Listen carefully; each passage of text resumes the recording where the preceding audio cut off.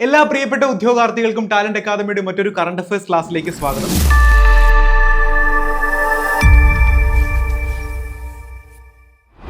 ഇന്ന് നമ്മൾ ചർച്ച ചെയ്യുന്നത് ജൂലൈ 19, 20, 21 തീയതിയിലെ പ്രധാന ആനുകാലിക സംഭവങ്ങളും അനുബന്ധ വിവരങ്ങളുമാണ്. നമുക്ക് ക്ലാസ്സിലേക്ക് കടക്കാം. വരാനിരിക്കുന്ന പ്രധാനപ്പെട്ട പരീക്ഷയാണ് ലീഗൽ മെട്രോളജി ഇൻസ്പെക്ടർ. ഈ പരീക്ഷയ്ക്ക് ഒരു ഉത്തമ പഠന സഹായമാണോ നിങ്ങൾ ലക്ഷ്യം വെക്കുന്നത് എങ്കിൽ നിങ്ങൾക്കുള്ള ഉത്തരമാണ് ടാലന്റ് അക്കാദമിയുടെ legal metrology inspector rank file. പൂർണ്ണമായും സിലബസ് അധിഷ്ഠിതമായിട്ടാണ് ഈ ഒരു റാങ്ക് ഫയൽ തയ്യാറാക്കിയിരിക്കുന്നത്. മുൻവർഷ ചോദ്യപേപ്പറുകളെ അധിഷ്ഠിതമാക്കി മുൻവർഷ ചോദ്യപേപ്പറുകൾ ഉൾപ്പെടുത്തിയാണ് ഈ ഒരു പുസ്തകം തയ്യാറാക്കിയിരിക്കുന്നത്. അപ്പോൾ ഈ ഒരു പുസ്തകം വാങ്ങുന്നത് സ്ക്രീനിൽ കാണുന്ന നമ്പറിൽ നിങ്ങൾ കോൺടാക്ട് ചെയ്യാവുന്നതാണ്. അതുപോലെ ടാലന്റ് അക്കാദമിയുടെ ഒഫീഷ്യൽ വെബ്സൈറ്റിൽ നിന്നും നിങ്ങൾക്ക് ഈ പുസ്തകം പർച്ചേസ് ചെയ്യാൻ സാധിക്കുന്നതാണ്.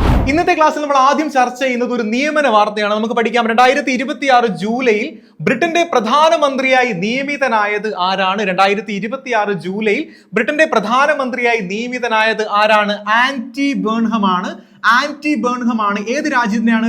ബ്രിട്ടന്റെ പ്രധാനമന്ത്രിയായി നിയമിതനായത്. നമുക്കറിയാം KS സ്റ്റാമർ കഴിഞ്ഞ കുറച്ച് ദിവസം മുമ്പ് രാജിവെച്ചിരുന്നു. അപ്പൊ ആ ഒഴിവിലേക്കാണ് ആര് നിയമിക്കപ്പെട്ടത്? ആന്റി ബേൺഹം നിയമിക്കപ്പെട്ടത്. അപ്പോൾ നമ്മൾ പഠിച്ച ഒന്നാമത്തെ വാർത്ത ഒരു നിയമന വാർത്തയാണ്. പഠിക്കാം. 2026 ജൂലൈയിൽ ബ്രിട്ടന്റെ പ്രധാനമന്ത്രിയായി നിയമിതനായത് ആരാണ്? ആന്റി ബേൺഹം ആണ്. അതുപോലെ ഇതിനോടൊപ്പം തന്നെ ഓർത്തിരിക്കേണ്ട മറ്റൊരു വസ്തുത, ബ്രിട്ടന്റെ 59ാമത് പ്രധാനമന്ത്രിയായിട്ടാണ് ആര് ചുമതലയേൽക്കുന്നത്? ആന്റി ബേൺഹം ചുമതലയേൽക്കുന്നത്. എത്രാമത്തെയാണ്? 59ാമത് ബ്രിട്ടീഷ് പ്രൈം മിനിസ്റ്റർ ആയിട്ടാണ് ആന്റി ബേൺഹം ചുമതലയേൽക്കുന്നത്. അപ്പോൾ നമ്മൾ പഠിച്ച ഒന്നാമത്തെ വാർത്ത 2026 ജൂലൈയിൽ ബ്രിട്ടന്റെ പ്രധാനമന്ത്രിയായി നിയമിതനാവുന്നത് ആരാണ്? Andy Burnham. നമുക്ക് മറ്റൊരു നിയമന വാർത്ത പരിശോധിക്കാം. കൊച്ചി അന്താരാഷ്ട്ര വിമാനത്താവള കമ്പനിയുടെ പുതിയ ചെയർമാനായിട്ട് നിയമിതനായത് ആരാണ്? സിയാലിന്റെ പുതിയ ചെയർമാൻ ആരാണ്? നമ്മുടെ മുഖ്യമന്ത്രിയായ VD സതീശനാണ് കൊച്ചി അന്താരാഷ്ട്ര വിമാനത്താവള കമ്പനിയുടെ പുതിയ ചെയർമാൻ. സിയാലിന്റെ പുതിയ ചെയർമാനായിട്ട് നിയമിതനായത് ആരാണ്? നമ്മുടെ മുഖ്യമന്ത്രിയായ VD സതീശനാണ്. അപ്പോൾ ഇന്നത്തെ ക്ലാസ്സിൽ നമ്മൾ പഠിച്ചത് രണ്ടാമതും പഠിച്ചത് ഒരു നിയമന വാർത്തയാണ്. സിയാലിന്റെ പുതിയ ചെയർമാനായിട്ട് നിയമിതനായത് ആരാണ്? VD സതീശൻ. പരീക്ഷയ്ക്ക് ചോദിക്കാൻ സാധ്യതയുള്ള മറ്റൊരു നിയമന വാർത്ത കൂടെ നമുക്ക് പഠിക്കേണ്ടതുണ്ട്. 2026 ജൂലൈയിൽ ദേശീയ ന്യൂനപക്ഷ കമ്മീഷൻ അധ്യക്ഷനായി നിയമിതനായത് ആരാണ്? ശ്രദ്ധിക്കുക, ദേശീയ ന്യൂനപക്ഷ കമ്മീഷൻ അധ്യക്ഷനായിട്ടാണ് നിയമിതനായിരിക്കുന്നത്. ആരാണ്? ഹർജിത് സിംഗ് ഗ്രവാൾ. ആരാണ്? ഹർജിത് സിംഗ് ഗ്രവാൾ ആണ്. ഏത് പോസ്റ്റിലേക്കാണ് അദ്ദേഹം നിയമിക്കപ്പെട്ടിരിക്കുന്നത്? ദേശീയ ന്യൂനപക്ഷ കമ്മീഷന്റെ അധ്യക്ഷനായിട്ടാണ് അദ്ദേഹം നിയമിക്കപ്പെട്ടിരിക്കുന്നത്. അദ്ദേഹത്തിന്റെ പേര് ഞാൻ ഒരിക്കൽ കൂടി ആവർത്തിക്കാം. ഹർജിത് സിംഗ് ഗ്രവാൾ. പഞ്ചാബിൽ നിന്നുള്ള ഒരു രാഷ്ട്രീയ പ്രവർത്തകനാണ്, രാഷ്ട്രീയക്കാരനാണ് അദ്ദേഹം, ഹർജിത് സിംഗ് ഗ്രവാൾ. അപ്പൊ ഏത് പോസ്റ്റിലേക്കാണ് അദ്ദേഹം നിയമിക്കപ്പെട്ടിരിക്കുന്നത്? ദേശീയ ന്യൂനപക്ഷ കമ്മീഷൻ അധ്യക്ഷനായിട്ടാണ് അദ്ദേഹം നിയമിക്കപ്പെട്ടിരിക്കുന്നത്. അപ്പോൾ ഇന്നത്തെ ക്ലാസ്സിൽ നമ്മൾ പഠിച്ച മൂന്നാമത്തെ നിയമന വാർത്തയാണ്. എന്തായിരുന്നു അത്? 2026 ജൂലൈയിൽ ദേശീയ ന്യൂനപക്ഷ കമ്മീഷന്റെ അധ്യക്ഷനായി നിയമിതനായത് ആരാണ്? ഹർജിത് സിംഗ് ഗ്രവാൾ. ഇനി നമുക്ക് ഒരു ഓപ്പറേഷനുമായി ബന്ധപ്പെട്ട ഒരു വാർത്ത പരിശോധിക്കാം. മഴക്കാലത്ത് ഭക്ഷണം, വെള്ളം എന്നിവയിൽ നിന്നുള്ള രോഗവ്യാപന സാധ്യത തടയുന്നതിനായി ഭക്ഷ്യ സുരക്ഷാ വകുപ്പിന്റെ നേതൃത്വത്തിൽ ആരംഭിച്ച പരിശോധനയുടെ പേരെന്താണ്? Operation monsoon. Operation monsoon. Operation മൺസൂണിന്റെ വാർത്താ പ്രാധാന്യം എന്തായിരുന്നു? മഴക്കാലത്ത് ഭക്ഷണത്തിൽ നിന്നും വെള്ളത്തിൽ നിന്നും രോഗവ്യാപന സാധ്യത കൂടുതലായതിനാൽ അത് തടയുവാൻ വേണ്ടി ഏത് ഡിപ്പാർട്ട്മെന്റ് ആരംഭിച്ച പരിശോധനയാണ്? ഭക്ഷ്യ സുരക്ഷാ വകുപ്പ്. ഏത് ഡിപ്പാർട്ട്മെന്റ് ആണ്? ഭക്ഷ്യ സുരക്ഷാ വകുപ്പിന്റെ നേതൃത്വത്തിൽ ആരംഭിച്ച പരിശോധനയാണ്. ആ പരിശോധനയുടെ പേര് നമ്മൾ മറന്നു പോയത്, ഓർക്കാൻ എളുപ്പമാണ്, ഓപ്പറേഷൻ മൺസൂൺ. അപ്പോൾ നമ്മൾ പഠിച്ചിരിക്കുന്നത് ഒരു ഓപ്പറേഷനുമായിട്ട്, ഒരു പരിശോധനയുമായി ബന്ധപ്പെട്ട ഒരു വാർത്തയാണ്. ഭക്ഷ്യ സുരക്ഷാ വകുപ്പാണ് ആ ഒരു ഓപ്പറേഷൻ നടത്തുന്നത്. അപ്പോൾ എന്താണ് അതിന്റെ പ്രാധാന്യം? മഴക്കാലത്തുണ്ടാകുന്ന വെള്ളത്തിൽ നിന്നും അതുപോലെ ഭക്ഷണത്തിൽ നിന്നും ഉണ്ടാകുന്ന രോഗവ്യാപന സാധ്യത തടയുന്നതിനായി ഭക്ഷ്യ സുരക്ഷാ വകുപ്പ് ആരംഭിച്ച ആ പരിശോധനയുടെ പേരാണ് operation monsoon. LDC 10th level പരീക്ഷകൾക്ക് തയ്യാറെടുക്കുന്ന ഉദ്യോഗാർത്ഥികൾക്കായി 10th ലെവൽ PYQ ബുക്ക് ഇപ്പോൾ അവൈലബിൾ ആണ്. 30 ചോദ്യ പേപ്പറുകളും 3000 ചോദ്യങ്ങളും അതിനോടനുബന്ധിച്ചുള്ള ഡീറ്റെയിൽ ആയിട്ടുള്ള ആ ചോദ്യങ്ങളുടെ ഡീറ്റെയിൽ ആയിട്ടുള്ള അനുബന്ധ വിവരങ്ങളും ഉൾക്കൊള്ളിച്ചുകൊണ്ടാണ് ഈ ഒരു പുസ്തകം തയ്യാറാക്കിയിരിക്കുന്നത്. അപ്പോൾ ഈ ഒരു പുസ്തകം നിങ്ങൾക്ക് ടാലന്റ് അക്കാദമിയുടെ ഒഫീഷ്യൽ വെബ്സൈറ്റിൽ നിന്ന് വാങ്ങാൻ കഴിയുന്നതാണ്. അതുപോലെ സ്ക്രീനിൽ കാണുന്ന നമ്പറിൽ കോൺടാക്ട് ചെയ്താലും ഈ ഒരു പുസ്തകം നിങ്ങൾക്ക് പർച്ചേസ് ചെയ്യാൻ സാധിക്കുന്നതാണ്. നമുക്ക് മറ്റൊരു വാർത്ത പരിശോധിക്കാം. 72ാമത് നെഹ്റു ട്രോഫി വള്ളം കളിയുടെ ഭാഗ്യ ചിഹ്നത്തിന്റെ പേര് നമുക്ക് പഠിക്കാം. വേഴു എന്നാണ് 72ാമത് നെഹ്റു ട്രോഫി വള്ളം കളിയുടെ ഭാഗ്യ ചിഹ്നം. 72ാമത് നെഹ്റു ട്രോഫി വള്ളം കളിയുടെ ഭാഗ്യ ചിഹ്നം എന്താണ്? വേഴു ആണ്. ഈ ചിത്രത്തിൽ കാണുന്നത് പോലെ തന്നെ തോണി തുഴയുന്ന ഒരു വേഴാമ്പലാണ് ആര്? വേഴു എന്ന് പറയുന്നത്. തോണി തുഴയുന്ന ഒരു വേഴാമ്പലാണ് വേഴു. അപ്പൊ 72ാമത് നെഹ്റു ട്രോഫി വള്ളം കളിയുടെ ഭാഗ്യ ചിഹ്നത്തിന്റെ പേര് ആയിരിക്കുന്നു. എന്താണ് അതിന്റെ പേര്? വേഴു. കേരള ചരിത്രവുമായി ബന്ധപ്പെട്ട ഒരു വസ്തുത നമുക്ക് പഠിക്കാം. അടുത്തിടെ മഹോദയപുരം ചേരപ്പെരുമാൾ കോതരവിയുടെ പേര് പരാമർശിക്കുന്ന ലിഖിതം കണ്ടെത്തിയ ക്ഷേത്രം എവിടെയാണ്? അടുത്തിടെ മഹോദയപുരം ചേരപ്പെരുമാൾ കോതരവിയുടെ പേര് പരാമർശിക്കുന്ന ലിഖിതം കണ്ടെത്തിയ ക്ഷേത്രം എവിടെയാണ് സ്ഥിതി ചെയ്യുന്നത്? ചേലമ്പ്രയിലെ പെരുമണ്ണശ്ശേരി സുബ്രഹ്മണ്യ സ്വാമി ക്ഷേത്രമാണ്. എന്താണ് ഈ ക്ഷേത്രത്തിന്റെ പ്രാധാന്യം? മഹോദയപുരം ചേരപ്പെരുമാൾ കോതരവിയുടെ പേര് പരാമർശിക്കുന്ന ഒരു ലിഖിതം അവിടെ നിന്ന് കണ്ടെത്തിയിരിക്കുന്നു. ഇനി ഏത് ജില്ലയിലാണ് ഈ ക്ഷേത്രം സ്ഥിതി ചെയ്യുന്നത്? മലപ്പുറം ജില്ലയിലാണ് കേട്ടോ.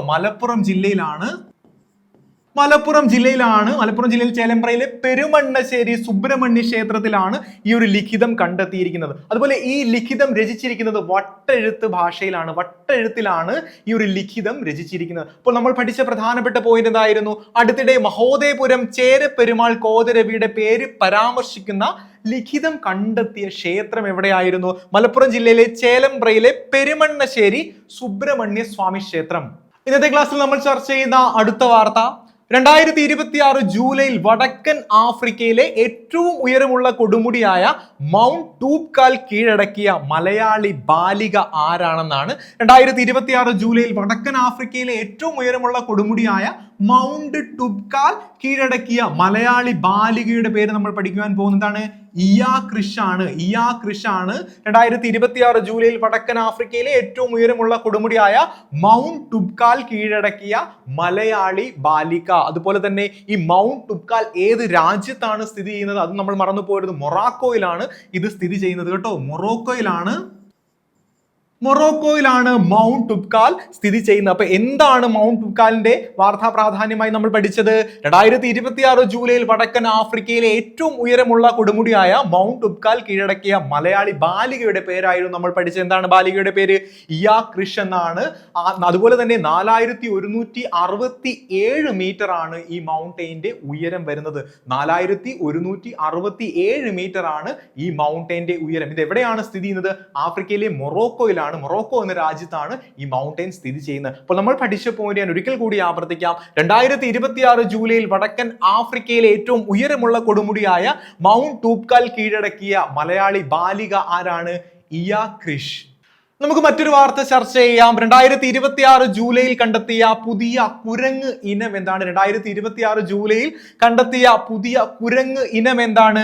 ലിക് വെലിയാണ് കേട്ടോ. ലിക് വെലിയാണ് 2026 ജൂലൈയിൽ കണ്ടെത്തപ്പെട്ട ഏറ്റവും പുതിയ കുരങ്ങ് ഇനം. ഇനി ഏത് രാജ്യത്ത് നിന്നാണ് ഇത് കണ്ടെത്തപ്പെട്ടത് എന്നുകൂടെ നമുക്ക് പഠിക്കേണ്ടേ? ഡെമോക്രാറ്റിക് റിപ്പബ്ലിക് ഓഫ് കോങ്കോയിൽ നിന്നാണ് ഈ ഒരു കുരങ്ങ് ഇനത്തെ കണ്ടുപിടിച്ചിരിക്കുന്നത്. ഇപ്പൊ ലൊമാമി എന്ന് പറയുന്ന ഡെമോക്രാറ്റിക് റിപ്പബ്ലിക് ഓഫ് കോങ്കോയിലെ ലൊമാമി നാഷണൽ പാർക്കിൽ നിന്നാണ് ഈ ഒരു കുരങ്ങിനെ കണ്ടുപിടിച്ചിരിക്കുന്നത്. ഡെമോക്രാറ്റിക് റിപ്പബ്ലിക് ഓഫ് കോങ്കോയിലെ ലൊമാമി എന്ന് പറയുന്ന നാഷണൽ പാർക്കിൽ നിന്നാണ് ഈ പുതിയ ഇനം കുരങ്ങിനെ കണ്ടുപിടിക്കപ്പെട്ടിരിക്കുന്നത്. അപ്പോൾ നമ്മൾ പഠിച്ച പോയിന്റ് എന്തായിരുന്നു? 2026 ജൂലൈയിൽ ഗവേഷകർ കണ്ടെത്തിയ പുതിയ കുരങ്ങ് ഇനം എന്താണ്? ലിക് വെലി. ഇനി എവിടെ നിന്നാണ് ഇത് കണ്ടെത്തപ്പെട്ടിരിക്കുന്നത്? Democratic republic of Congo. മറ്റൊരു കണ്ടുപിടുത്തവുമായി ബന്ധപ്പെട്ട വാർത്ത കൂടെ നമുക്ക് പഠിക്കേണ്ടതുണ്ട്. 2026 ജൂലൈയിൽ കേന്ദ്ര സമുദ്ര മത്സ്യ ഗവേഷണ സ്ഥാപനം CMFRI കണ്ടെത്തിയ പുതിയ മത്സ്യ ഇനം എന്ന ഒരിക്കൽ കൂടി ആവർത്തിക്കാം. 2026 ജൂലൈയിൽ കേന്ദ്ര സമുദ്ര മത്സ്യ ഗവേഷണ സ്ഥാപനം CMFRI കണ്ടെത്തിയ പുതിയ മത്സ്യ ഇനത്തിന്റെ പേരാണ് ഇന്ത്യൻ ഡോറി. ഇന്ത്യൻ ഡോറിയാണ്. എന്താണ് ഇന്ത്യൻ ഡോറിയുടെ വാർത്താ പ്രാധാന്യം? 2026 ജൂലൈയിൽ കേന്ദ്ര സമുദ്ര മത്സ്യ ഗവേഷണ സ്ഥാപനം കണ്ടെത്തിയ പുതിയ മത്സ്യ ഇനമാണ് ഇന്ത്യൻ ഡോറി എന്ന് പറയുന്നത്. ഇനി ഇന്ത്യൻ ഡോറിയുടെ ശാസ്ത്രീയ നാമം കൂടെ നമുക്ക് പഠിക്കേണ്ടേ?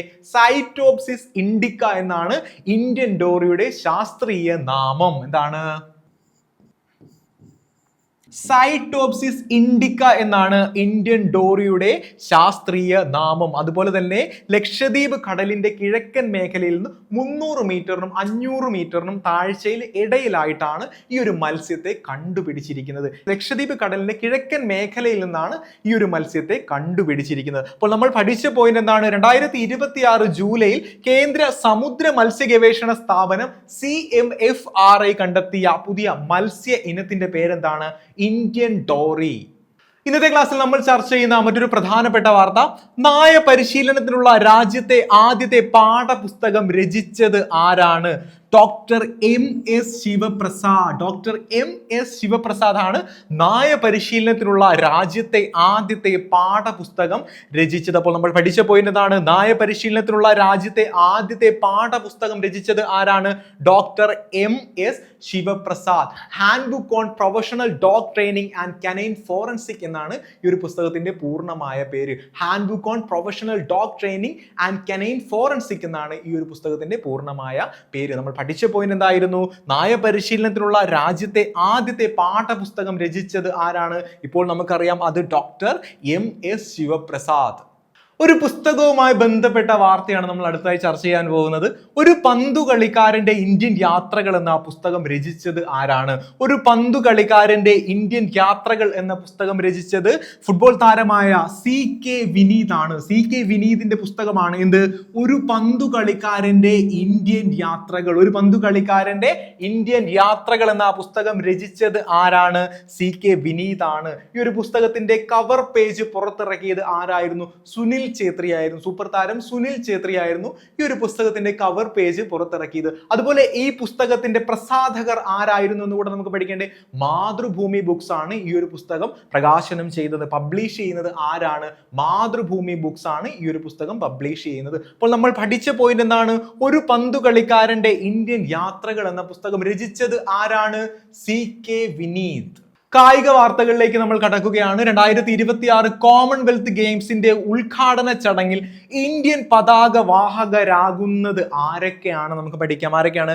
ലവ്ലീന ബോർഹെയ്നും മീരാഭായ് ചാനുവുമാണ് 2026 കോമൺവെൽത്ത് ഗെയിംസിന്റെ ഉദ്ഘാടന ചടങ്ങിൽ മാർച്ച് പാസ്റ്റിൽ ഇന്ത്യൻ പതാക വാഹകരാകുന്ന ആ രണ്ട് താരങ്ങളുടെ പേരാണ് ലവ്ലീന ബോർഹെയ്നും മീരാഭായ് ചാനും. ലവ്ലീന ഏത് കായിക ഇനമാണ്? നമുക്കറിയാം, ബോക്സിംഗ് ആണ്. മീരാഭായ് ചാനു ഭാരോദ്വഹനവുമാണ്. അപ്പൊ ഇവർ രണ്ടുപേരുമായിരിക്കും 2026 കോമൺവെൽത്ത് ഗെയിംസിന്റെ ഉദ്ഘാടന ചടങ്ങിൽ ഇന്ത്യൻ പതാക വഹിക്കുന്നത്. അതുപോലെ തന്നെ 2026 കോമൺവെൽത്ത് ഗെയിംസിന് ആതിഥേയത്വം വഹിക്കുന്ന രാജ്യം ഏതാണ്? അതുകൂടെ നമുക്ക് പഠിക്കേണ്ടേ. ഗ്ലാസ്ഗോ ആണ്. സ്കോട്ട്ലൻഡിന്റെ ഗ്ലാസ്ഗോയിൽ വെച്ചിട്ടാണ് 2026 കോമൺവെൽത്ത് ഗെയിംസ് അരങ്ങേറുന്നത്. അപ്പോൾ നമ്മൾ പഠിച്ച പോയിന്റ് എന്തായിരുന്നു? 2026 കോമൺവെൽത്ത് ഗെയിംസിന്റെ ഉദ്ഘാടന ചടങ്ങിൽ ഇന്ത്യൻ പതാക വഹിക്കുന്ന അത്ലറ്റുകൾ, ആ താരങ്ങൾ ആരൊക്കെയാണ്? ലവ്ലീന ബോർഹെയ്നും മീരാഭായ് ചാനുവും. ക്രിക്കറ്റുമായി ബന്ധപ്പെട്ട ഒരു വാർത്തയാണ് നമ്മൾ അടുത്തായി പരിശോധിക്കുന്നത്. ഉത്തേജക മരുന്ന് വിരുദ്ധ ചട്ടം ലംഘിച്ചതിന് അന്താരാഷ്ട്ര ക്രിക്കറ്റ് കൗൺസിൽ വിലക്ക് ഏർപ്പെടുത്തിയ പാകിസ്ഥാൻ ക്രിക്കറ്റ് താരം ആരാണ്? മുഹമ്മദ് നവാസ്. മുഹമ്മദ് നവാസിനാണ് ഉത്തേജക മരുന്ന് വിരുദ്ധ ചട്ടം ലംഘിച്ചതിന് അന്താരാഷ്ട്ര ക്രിക്കറ്റ് കൗൺസിൽ വിലക്ക് ഏർപ്പെടുത്തിയിരിക്കുന്നത്. അദ്ദേഹം ഏത് രാജ്യത്തെ പ്രതിദാനം ചെയ്യുന്ന ക്രിക്കറ്റ് താരമാണ്? പാകിസ്ഥാനിൽ നിന്നുള്ള ഒരു ക്രിക്കറ്റ് താരമാണ്. ആര്? മുഹമ്മദ് നവാസ്. അതുപോലെ ഓർത്തിരിക്കേണ്ട മറ്റൊരു കാര്യം, 3 മാസത്തേക്കാണ് ഇദ്ദേഹത്തിന്റെ വിലക്ക് നീണ്ടുപോവുക. എത്രയാണ്? 3 മാസത്തേക്കാണ് ഇദ്ദേഹത്തിന് വിലക്കിയിരിക്കുന്നത്. ആര്? ICC വിലക്കിയിരിക്കുന്നത്. അപ്പോൾ നമ്മൾ പഠിച്ച പോയിന്റ് എന്തായിരുന്നു? ഉത്തേജക മരുന്ന് വിരുദ്ധ ചട്ടം ലംഘിച്ചതിന് അന്താരാഷ്ട്ര ക്രിക്കറ്റ് കൗൺസിൽ വിലക്ക് ഏർപ്പെടുത്തിയ പാകിസ്ഥാൻ ക്രിക്കറ്റ് താരം ആരാണ്? മുഹമ്മദ് നവാസ്. കായിക മേഖലയിൽ നിന്നുള്ള മറ്റൊരു വാർത്ത നമുക്ക് നോക്കാം. ഏറ്റവും മൂല്യമേറിയ രണ്ടാമത്തെ ഫുട്ബോൾ ജേഴ്സിയായി അടുത്തിടെ ലേലത്തിൽ നിശ്ചയിക്കപ്പെട്ട ജേഴ്സി ഏതാണ്? ഏറ്റവും മൂല്യമേറിയ രണ്ടാമത്തെ ഫുട്ബോൾ ജേഴ്സിയായി അടുത്തിടെ ലേലത്തിൽ നിശ്ചയിക്കപ്പെട്ട ജേഴ്സി ഏതാണ്?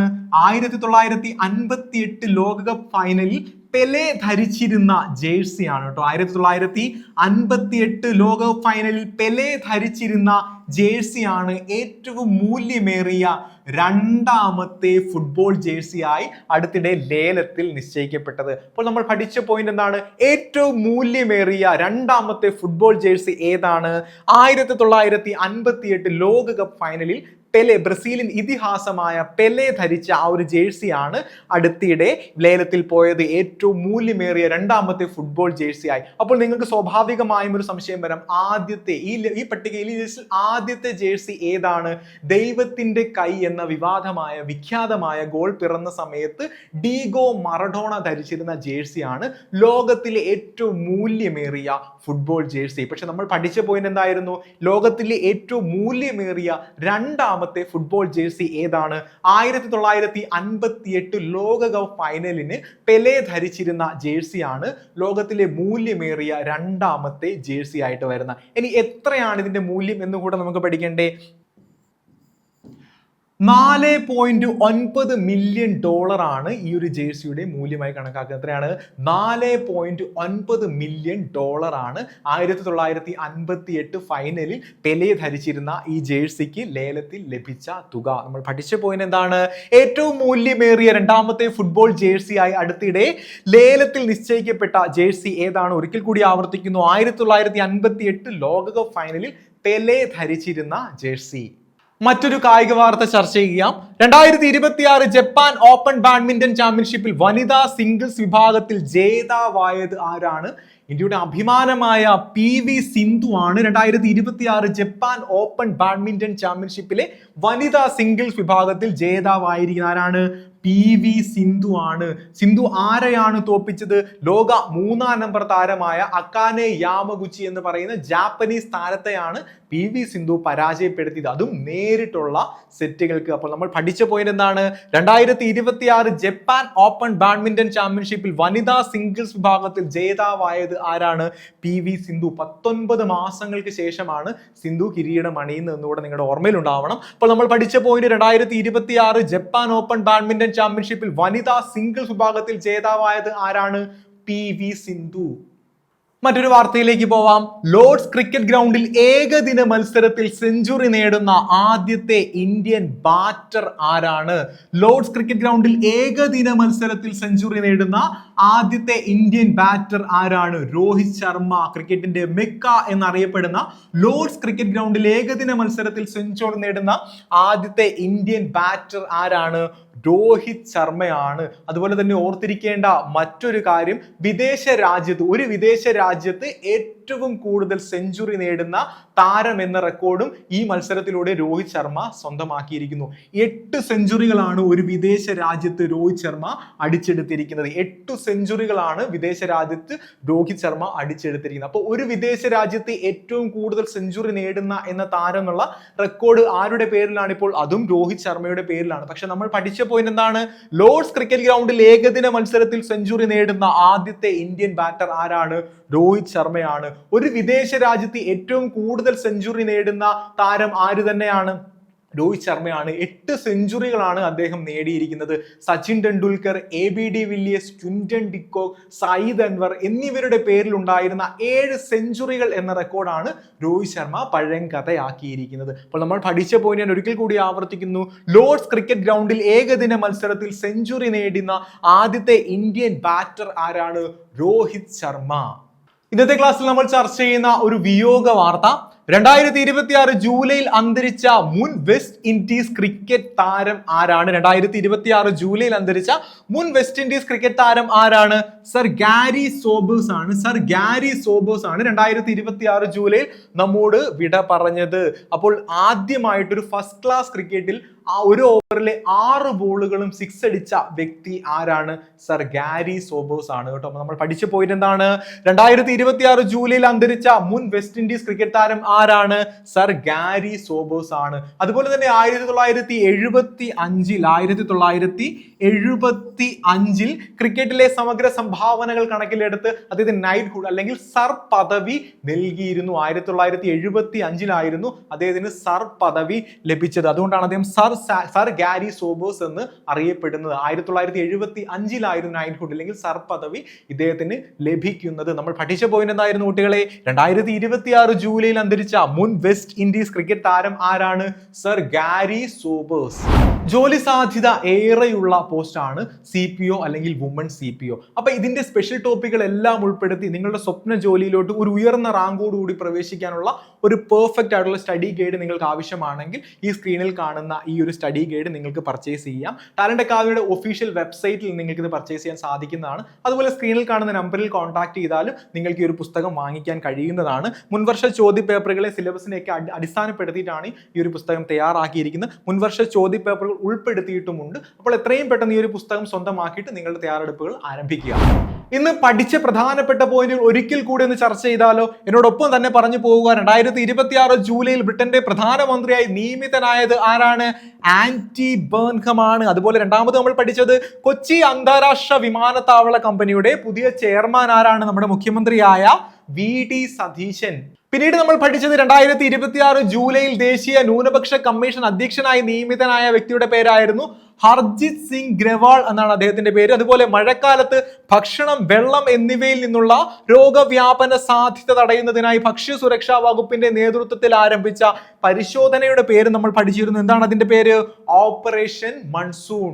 പിന്നീട് നമ്മൾ ചർച്ച ചെയ്തത് 72ാമത് നെഹ്റു ട്രോഫി വള്ളംകളിയുടെ ഭാഗ്യ ചിഹ്നത്തിന്റെ പേരാണ്. എന്നോടൊപ്പം തന്നെ പറഞ്ഞു അതിന്റെ പേര് വേഴു എന്നാണ്. അതുപോലെ തന്നെ അടുത്തിടെ മഹോദയപുരം ചേരപ്പെരുമാൾ കോതിരവിയുടെ പേര് പരാമർശിക്കുന്ന ലിഖിതം കണ്ടെത്തിയ ഒരു ക്ഷേത്രത്തിന്റെ പേര് നമ്മൾ ചർച്ച ചെയ്തിരുന്നു. ചേലമ്പ്രയിലെ, മലപ്പുറം ജില്ലയിലെ ചേലമ്പ്രയിലെ പെരുമണ്ണശ്ശേരി സുബ്രഹ്മണ്യ സ്വാമി ക്ഷേത്രം. പിന്നീട് നമ്മൾ പഠിച്ചത് 2026 ജൂലൈയിൽ വടക്കൻ ആഫ്രിക്കയിലെ ഏറ്റവും ഉയരമുള്ള കൊടുമുടിയായ മൗണ്ട് തുബ്കാൽ കീഴടക്കിയ മലയാളി ബാലികയുടെ പേരാണ്. ഇപ്പോൾ നമുക്കറിയാം അത് ഇയാ കൃഷ് ആണ്. അതുപോലെ 2026 ജൂലൈയിൽ കണ്ടെത്തിയ പുതിയ കുരങ്ങ് ഇനത്തിന്റെ പേര് നമ്മൾ ചർച്ച ചെയ്തിരുന്നത് എന്താണ്? ലിഗ് വേലി. എന്താണ്? ലിഗ് വേലി. പിന്നീട് നമ്മൾ പഠിച്ചത് 2026 ജൂലൈയിൽ കേന്ദ്ര സമുദ്ര മത്സ്യ ഗവേഷണ സ്ഥാപനം CMFRI കണ്ടെത്തിയ പുതിയ മത്സ്യ ഇനം ഏതായിരുന്നു എന്നാണ്? Indian Tory. നായ പരിശീലനത്തിനുള്ള രാജ്യത്തെ ആദ്യത്തെ പാഠപുസ്തകം രചിച്ച വ്യക്തിയുടെ പേര് നമ്മൾ ഈ ക്ലാസ്സിൽ ചർച്ച ചെയ്തിരുന്നു. എന്നോടൊപ്പം തന്നെ പറഞ്ഞു ഡോക്ടർ MS ശിവപ്രസാദ്. നമ്മൾ പഠിച്ച മറ്റു 2 പോയിന്റുകൾ. ഒരു പന്ത് കളിക്കാരന്റെ ഇന്ത്യൻ യാത്രകൾ എന്ന പുസ്തകം രചിച്ചത് ആരായിരുന്നു എന്നാണ്? CK വിനീത്. അതുപോലെ 2026 കോമൺവെൽത്ത് ഗെയിംസിന്റെ ഉദ്ഘാടന ചടങ്ങിൽ ഇന്ത്യൻ പതാകവാഹകരാകുന്നത് ആരൊക്കെയായിരുന്നു നമ്മൾ ചർച്ച ചെയ്തിരുന്നു? ലൗലീന ബോർഹൈനും മീരാഭായി ചാനുവും. പിന്നീട് നമ്മൾ ചർച്ച ചെയ്തത് ഉത്തേജക മരുന്ന് വിരുദ്ധ ചട്ടം ലംഘിച്ചതിന് അന്താരാഷ്ട്ര ക്രിക്കറ്റ് കൗൺസിൽ വിലക്ക് ഏർപ്പെടുത്തിയ പാകിസ്ഥാൻ ക്രിക്കറ്റ് താരത്തിന്റെ പേരായിരുന്നു മുഹമ്മദ് നവാസ്. ഏറ്റവും മൂല്യമേറിയ 2ാമത്തെ ഫുട്ബോൾ ജേഴ്സിയായി അടുത്തിടെ ലേലത്തിൽ നിശ്ചയിക്കപ്പെട്ട ജേഴ്സി ഏതാണെന്ന് നമ്മൾ മനസ്സിലാക്കിയിരുന്നു. 1958 ലോകകപ്പ് ഫൈനലിൽ പെലെ ധരിച്ചിരുന്ന ജേഴ്സി.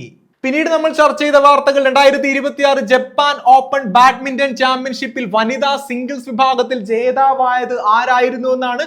PV സിന്ധു. അതുപോലെ ലോർഡ്സ് ക്രിക്കറ്റ് ഗ്രൗണ്ടിൽ ഏകദിന മത്സരത്തിൽ സെഞ്ചുറി നേടുന്ന ആദ്യത്തെ ഇന്ത്യൻ ബാറ്റർ ആരായിരുന്നു നമ്മൾ പഠിച്ചിരുന്നു? ആരായിരുന്നു? രോഹിത് ശർമ്മയായിരുന്നു. 2026 ജൂലൈയിൽ അന്തരിച്ച മുൻ വെസ്റ്റ് ഇൻഡീസ് ഇതിഹാസത്തിന്റെ പേര് നമ്മൾ ഈ ക്ലാസ്സിൽ ചർച്ച ചെയ്തിരുന്നു. എന്നോടൊപ്പം തന്നെ പറഞ്ഞു അദ്ദേഹത്തിന്റെ പേര് സർ ഗാരി സോബേഴ്സ്. കഴിഞ്ഞ ക്ലാസ്സുമായി ബന്ധപ്പെട്ട 2 ചോദ്യങ്ങൾ നൽകുകയാണ്. ഉത്തരങ്ങൾ നിങ്ങൾ കമന്റ് ചെയ്യുക.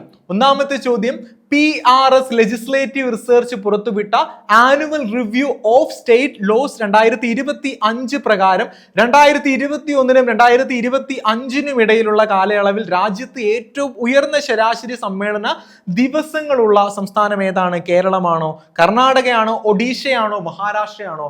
Comment your answer. രണ്ടാമത്തെ ചോദ്യം, ഇന്ത്യയിൽ കരയിലും വെള്ളത്തിലും ഒരുപോലെ ഇറക്കാൻ സാധിക്കുന്ന ആംഫീബിയൻ വിമാനം പറത്താൻ ലൈസൻസ് ഉള്ള രാജ്യത്തെ ഏക വ്യക്തിയുടെ പേരാണ്? അഭിനന്ദൻ വർത്തമാനാണോ, അരുൺ ഗോപാണോ, രാജീവ് പ്രതാപ് റൂഡിയാണോ, ആവണി ചതുർവേദിയാണോ? അതും കമന്റ് ചെയ്തു. ഇനി കഴിഞ്ഞ ക്ലാസ്സിൽ നൽകിയിരുന്ന 2 ചോദ്യങ്ങളുടെ ഉത്തരങ്ങൾ കൂടെ നമുക്ക് ചർച്ച ചെയ്യാം. 2026 കൊട്ടാരക്കര ഭരത് മുരളി കൾച്ചറൽ സെന്റർ ചലച്ചിത്ര പുരസ്കാരത്തിന് അർഹനായത് ആരാണ്? ഓപ്ഷൻ സി, അടൂർ ഗോപാലകൃഷ്ണൻ ആയിരുന്നു ഈ ഒരു പുരസ്കാരത്തിന് അർഹനായിരുന്നത്. 2026 ജൂലൈയിൽ കേന്ദ്ര സാംസ്കാരിക വകുപ്പിന്റെ വിശിഷ്ട വ്യക്തികൾക്കുള്ള സീനിയർ ഫെലോഷിപ്പിന് അർഹനായത് ആരായിരുന്നു? Doctor AM Unnikrishnan. ആരാണ്? Doctor AM Unnikrishnan. ഇന്ന് പഠിച്ച ഭാഗങ്ങൾ എല്ലാവർക്കും മനസ്സിലായെന്ന് പ്രതീക്ഷിക്കുന്നു. അടുത്ത ക്ലാസ്സിൽ വീണ്ടും കാണാം.